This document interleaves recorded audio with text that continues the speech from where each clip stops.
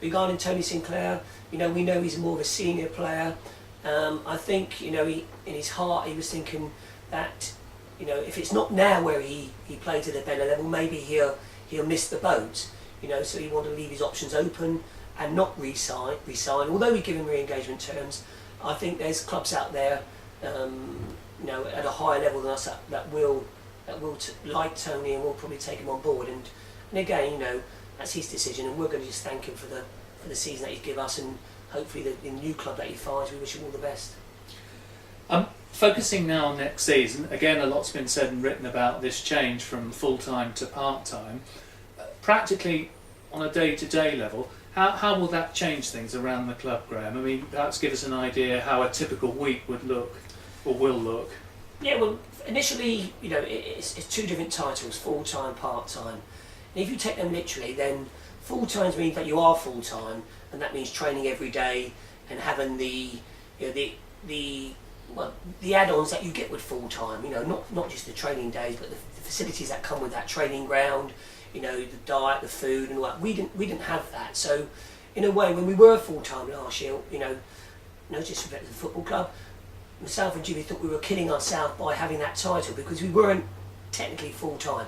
Yes, we were training extra days, but that's where it stopped. We weren't getting all the other trimmings. We didn't have a full-time budget. We didn't have full-time facilities in the training ground, and we didn't have food in the morning. We didn't have food after training. Things like that, which goes towards the full-time tag. So we thought, it wasn't fair on our players having that title and having to live up to that. When in all truth they weren't getting the 100% full-time luxury. But now the finances are what they are. It leaves us no option but to go part-time, and part-time is what it is. We will have, not that we didn't have last season, we will have a big percentage of the squad, nearly all of them, regarding working and contributing with their football on Tuesday and Thursday evenings, and that's what it will be. We'll train Tuesday and Thursday evenings, and the players will come in after work, and we'll work those hours, 2 hours on a Thursday, 2 hours on a Tuesday. And regard that when there's a free Tuesday, with no fixture, and that's what it will be. When there is a fixture on a Tuesday evening game, then we'll just train on the Thursday evening. Looking at the signings that you've made so far, I mean, is there a deliberate policy of trying to add experience to the squad? Whereas obviously last season you tended to recruit younger players, and I'm thinking of Ricky Anane, Aswad Thomas, Harry Arter, etc. It's what the two situations give you. I mean, if you're full-time and you have a very good budget, then you could employ very good players who are experienced. If you are full-time and you don't have the best of budgets, then you have to go down the youth route because obviously they're cheaper, no disrespect. So that's what forced us into that area last season. Being part-time, you normally works that you get more of an experienced player. That's what we've got on board. It allows you to have those players who've got a salary, and they can top that up with their part-time football. So therefore it gives us that situation, and that's why we've gone, and it doesn't tell us now to get the more experienced players that we couldn't afford if they were full-time. I'd like to ask you about some of the new players that you've signed. I'm thinking particularly of Alan Inns, Andy Forbes, Sam Harrell, Francis Quam and Dave Gilroy. Can you tell the fans a little bit about each of them? Yes, all proven at this level, and in some cases the level above as well. Alan Inns is obviously a leader, a dominant centre half that was doing extremely well at AFC Wimbledon for the past few seasons, including up to recently last season, up until November time, where he was playing very well and unfortunately got an injury, and then from that injury we've been lucky enough to sort of pick up the remains and get him on board for this season. Also with AFC Wimbledon going full time, that doesn't suit Alan's plans because he's a teacher. So therefore, he comes into the part-time role, and that obviously fits into our bracket. So that's worked out nicely for us. He's very experienced. He's won this division before, with AFC Wimbledon. He's a leader of men. We think he's a good acquisition. Regarding Francis Quam, he's very much in the same mould. He was, for the last 2 seasons of 3, he was very dominant, in midfield with Hampton and Richmond. He was part of their successful team to get into 2 playoffs with them. He got an injury at the beginning of last season, and from there he left Hampton and took up with Sutton. and had a successful half a season with them. We were fortunate enough to get him back at this level for us. You know, he's an experienced player, he's a quality player, and I think, you know, we'll make a nice partnership with Mark Ricketts. Sam Hurrell is the younger element. He's 21. He's got extreme pace, and he's got a good left foot.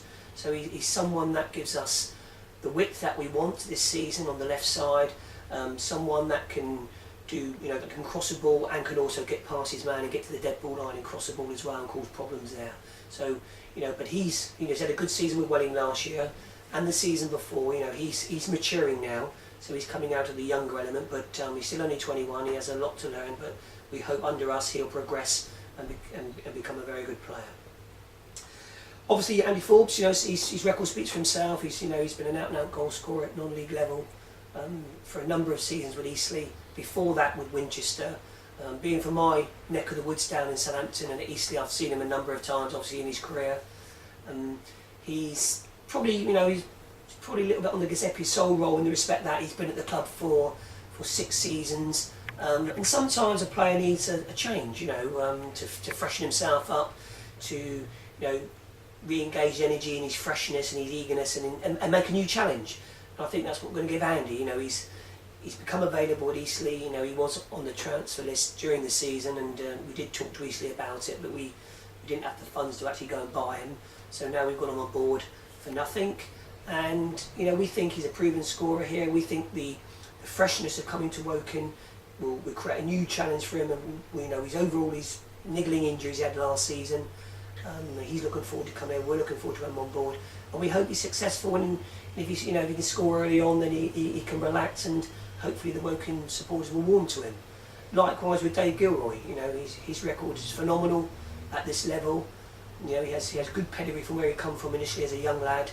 We hope he's going to be a 20-goal a season man, and like with Andy Forbes and Craig Falconbridge now, we've addressed that part of the team much earlier than we did last season, because that's just the way it was.